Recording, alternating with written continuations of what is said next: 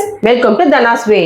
இன்னைக்கு நம்ம கிச்சன்ல சூப்பரா காரசாரமான நண்டு கிரேவி செய்ய போறோம். வாங்க வீடியோக்குள்ள.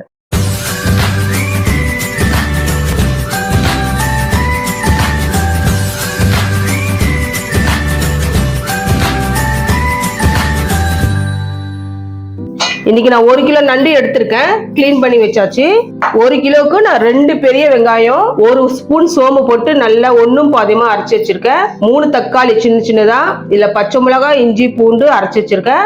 கொத்தமல்லி, கருவேப்பிலை ஒன்னும் பாதியமா அரைச்சு வச்சிருக்கேன். அது கூடவே 3 பத்த தேங்காவை மிக்சியில போட்டு அரைச்சு வச்சிருக்கேன். ஸ்டவ் ஆன் பண்ணியாச்சு. நண்டுனாவே நல்லெண்ணெயில தான் செய்யணும். ஸோ நல்லெண்ணெய் விட்டுக்கலாம். 1 டேபிள் ஸ்பூன் விட்டுருக்கேன். 1 ஸ்பூன் சோம்பு,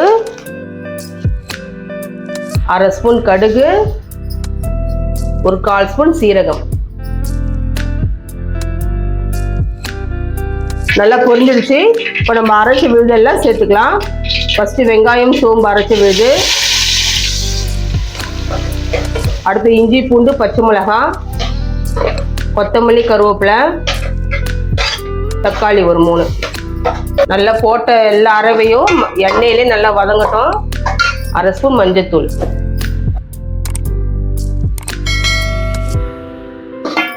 இது காரம் பார்த்தீங்கன்னா 2 பச்சை மிளகாய், ஒரே 1 ஸ்பூன் தான் மிளகாய் தூள் சேர்க்க போறேன். அது கூடவே பெப்பர் தான் இது காரம் சூப்பரா தூக்கலா கொடுக்க போகுது. ஸோ பார்த்து அவங்க காரத்துக்கு ஏற்ற மாதிரி நம்ம சேர்த்துக்கலாம். லைட்டா எண்ணெயிலே 1 செகண்ட் நல்லா வதங்கட்டும்.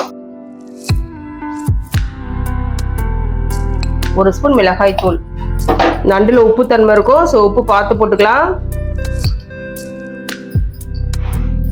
ஒரு 2 ஸ்பூன் போட்டிருக்கேன் நான்.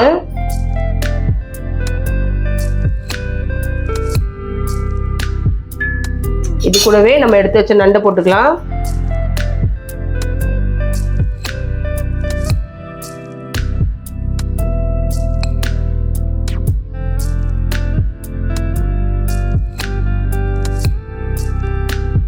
நண்டு கூட எல்லா மசாலாவும் கலக்கிற மாதிரி நம்ம கலந்து விட்டுட்டு தேங்காவை சேர்க்க போறோம். எடுத்து வச்ச தேங்காய் விழுத சேர்த்துக்கலாம். தேங்காய் பாலில் தான் நண்டு வேகணும். ஸோ அதுக்காக நான் முன்னாடியே ஊற்றிட்டேன். கிரேவி எவ்வளோ வேணுமோ அதுக்கேற்ற மாதிரி தண்ணி சேர்த்துக்கோங்க. இப்போ மூடி போட்டு நம்ம வேக வச்சு எடுத்துக்கலாம். ஒரு 10 நிமிஷத்துக்கு கொதிக்கட்டும்.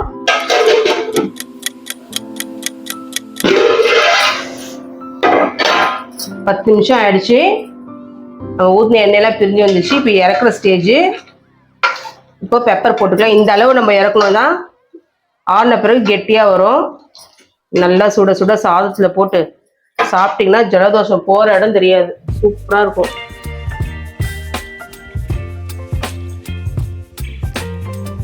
தாராளமாகவே நான் போடுறேன். 2 ஸ்பூன் போட்டிருக்கேன். இது கூட ரச சாதம் செஞ்சு சாப்பிட்டீங்கன்னா சூப்பராக இருக்கும். வாவ். மிளகு போட்டு அதிக அளவு கொதிக்க விடக்கூடாது. ஸ்டவ்வை ஹையில் வச்சுட்டு கொத்தமல்லி போட்டு இறக்கிட வேண்டியதுதான்.